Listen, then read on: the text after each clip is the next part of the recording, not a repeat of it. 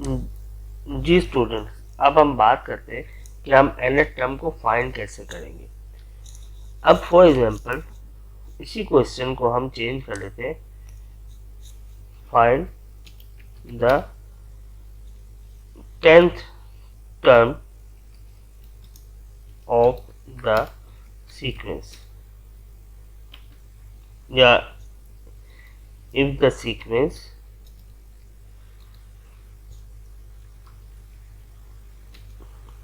is 3, 6, 9, 12 and 15। अब ये सारी बातें तो मैंने आपसे डिस्कस कर ली। अब हमारे पास ए एन ये फार्मूला है बेटा, लेकिन इस क्वेश्चन में लास्ट टर्म हमारी इस वक्त हो जाएगी बेटा A10। एन की जगह पे हम क्या पुट करेंगे बेटा 10, क्योंकि हमें क्या फाइंड करना है बेटा A10, 10th टर्म फाइंड करनी है। तो फर्स्ट टर्म हमारे पास क्या हो जाएगी बेटा इस क्वेश्चन में A या A1, वो हो जाएगा बेटा 3। एन का मतलब है नंबर ऑफ टर्म्स, तो 10 टर्म एन की वैल्यू 10 हो जाएगी। और कॉमन डिफरेंस की जब हम बात करेंगे तो कॉमन डिफरेंस भी हम निकाल लेते हैं और वो हो जाएगा 6 माइनस 3। सेकेंड टर्म में से फर्स्ट टर्म को माइनस करेंगे, इसी तरह से अगर हम थर्ड टर्म में से सेकेंड टर्म को माइनस करेंगे। अब इतनी दफ़ा तो हम माइनस नहीं कर पाएंगे, तो इसलिए हम क्या करेंगे, इसे लिख देंगे इक्वल टू 3। 6 माइनस 3 या 9 माइनस 6, दोनों का आंसर 3 के इक्वल आ रहा है। और फिर हम अपनी सीक्वेंस को देख लेंगे कि 12 माइनस 9 भी 3 आ रहा है, 15 माइनस 12 भी 3 आ रहा है। तो हमारा ये जो सीक्वेंस है वो एपी से बिलोंग करती है, क्योंकि एपी के अंदर अर्थमेटिक प्रोग्रेशन के अंदर कॉमन डिफरेंस आपका सेम होते हैं। और उसी वजह से हमने ए एन का फार्मूला लगाया है, क्योंकि ये एपी का nth टर्म का फार्मूला है, जिसके थ्रू आप nth टर्म को फाइंड करोगे। ठीक है जी, अब हम nth टर्म को फाइंड करने वाले दोबारा यही फार्मूला लिख लेते हैं ताकि इस फार्मूले को हम अप्लाई कर सकें। n minus 1 into D. अब फिर हम लिखेंगे बेटा A10, क्योंकि 10 टर्म फाइंड करनी है। A1 का आंसर आ जाएगा बेटा 3, जो अभी हमने बताया था आपको। इसके बाद 10 माइनस 1 इंटू डी का आंसर आ गया बेटा 3। अच्छा, यहाँ पे कुछ बच्चे मिस्टेक ये करते हैं कि 10 प्लस 9 कर देते हैं। कभी भी ये मिस्टेक नहीं करनी, क्योंकि ये प्लस और मल्टीप्लाई टिमास रूल आपको पता होगा, उसकी वजह से हम पहले या तो डिवाइड कर रहे होंगे या फिर मल्टीप्लाई, फिर प्लस और देन फिर माइनस। तो सबसे पहले हम ब्रैकेट को भी सॉल्व करेंगे। इससे पहले तो 10 में से माइनस 1 करेंगे तो ये आ जाएगा 9, और 9 सीधा 27, तो 8/10 आपके पास आ गया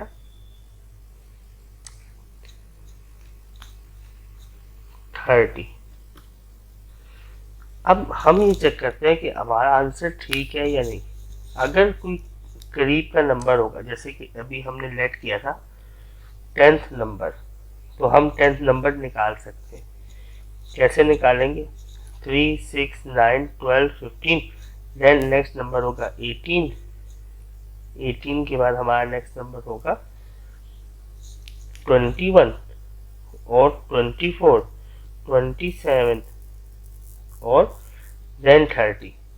अब आपके माइंड में क्वेश्चन आ रहा होगा कि ये तो 3 का टेबल था जो हमने पढ़ दिया, और 3 का टेबल था तो आसानी से हम लोगों ने आंसर भी निकाल लिया। नहीं, ऐसी बात नहीं है।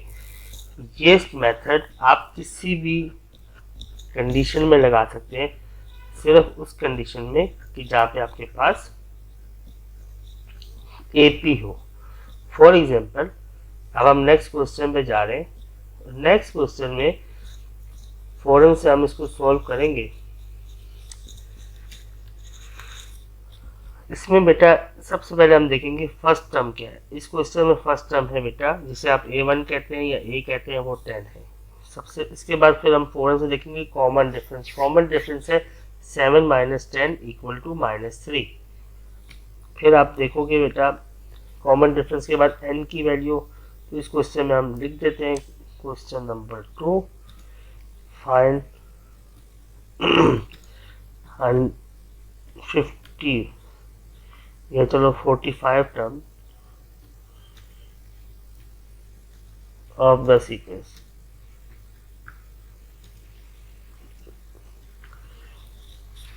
तो आपके पास n इक्वल टू 45 कर दिया, n इक्वल टू 45, और फिर आपके पास A45 आपको फाइंड करना है।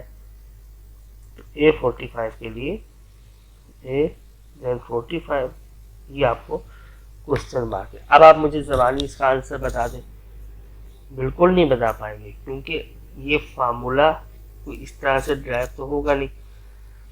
तो अब इसकी nth टर्म फाइंड करने के लिए दोबारा हम उसी फार्मूले पे जाते हैं जिस फार्मूले को अभी हमने किया था, a plus n minus 1 into d. इस फार्मूले में आपको लिखना है A45 इक्वल टू a की वैल्यू है 10 प्लस 45 माइनस 1 इंटू डी की वैल्यू है बेटा -3। फिर आप करेंगे A45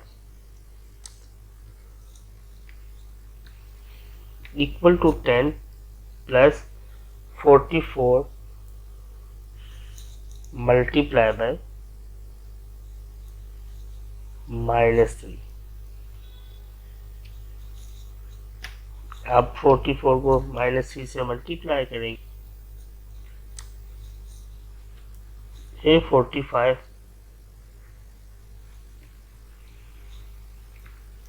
इक्वल टू 10 माइनस 132, और इसका आंसर आ जाएगा बेटा A45 का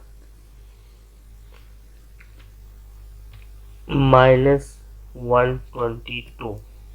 या आप वैसे नहीं बता पाएंगे, इसको फार्मूले के थ्रू ही करना पड़ेगा। जी स्टूडेंट, अब हम बात करेंगे कि how to find the nth term of the sequence. अब इस क्वेश्चन में लिखा था find the nth term, nth term की जगह पे यहाँ लिखा था 10, तो हम इसको कन्वर्ट कर देंगे nth term of the sequence. तो सेम क्वेश्चन रहेगा, बस 10 की जगह पे आप लिख देंगे n। n आपने फाइंड करना है, a1 सेम रहेगा, n की वैल्यू को आप रिप्लेस करेंगे n से, कॉमन डिफरेंस आपके पास बिल्कुल सेम रहेगा। इसमें कॉमन डिफरेंस आपके पास बेटा सेम रहेगा।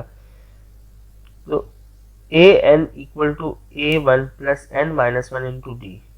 n की रिप्लेसमेंट में आपको लिखना पड़ेगा यहाँ पे बेटा an, क्योंकि आपने n की जगह पे कोई वैल्यू पुट नहीं करनी। an equal to 3 plus n minus 1 into 3। तो फिर आप ये देखेंगे कि an equal to 3 plus 3n minus 1, sorry -3, तो ये हो जाएगा बेटा an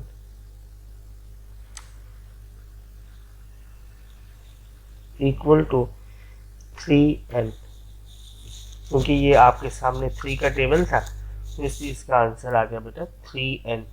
जितने भी नंबर ऑफ टर्म्स होंगी, जैसे फॉर एग्जाम्पल हमारा क्वेश्चन था 10, तो 3 मल्टीप्लाई बाय 10 30 हो जाएगा। अच्छा, फॉर एग्जाम्पल इसी एग्जाम्पल को हम लोग नीचे वाले क्वेश्चन पे लेके जाते हैं, जो एग्जाम्पल नंबर 2 थी हमारी। इस क्वेश्चन में for example nth term find करते हैं। जब आप इस क्वेश्चन में nth टर्म की बात करेंगे तो n की वैल्यू को आप रिप्लेस कर दें n से, और A45 की जगह पे आप लिख दें कि आपको an फाइंड करना है। सेम क्वेश्चन होगा, n की रिप्लेसमेंट में n ही रहेगा, इसको आप चेंज नहीं करेंगे। तो ये आपके पास फर्दर हो जाएगा बेटा an 10 प्लस, इसको आपको अब मल्टीप्लाई करना, तो ये हो जाएगा -3n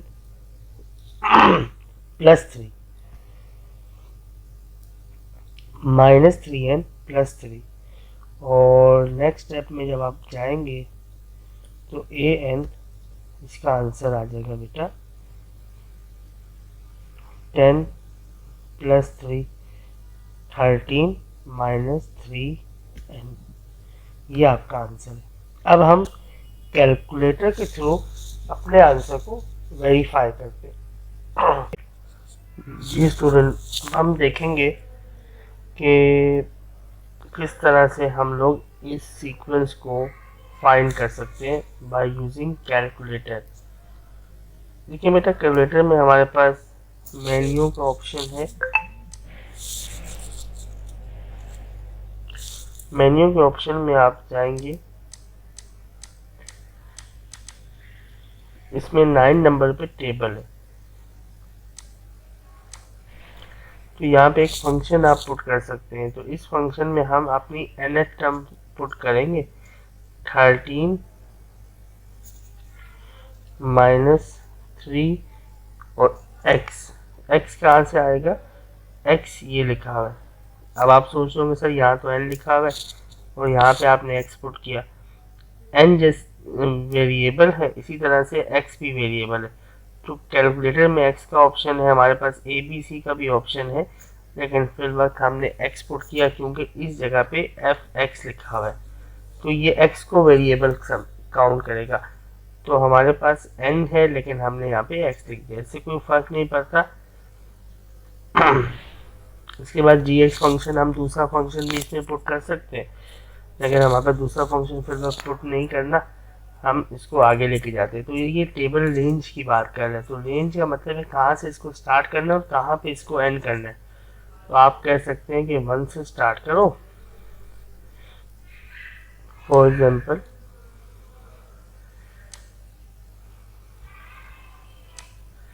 1 से स्टार्ट करते हैं, 1 से इसको स्टार्ट करें, एंड करें इसको 30 पे,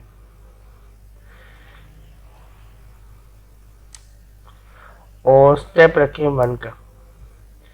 तो आप देखेंगे ये सीक्वेंस आपके पास आ गई।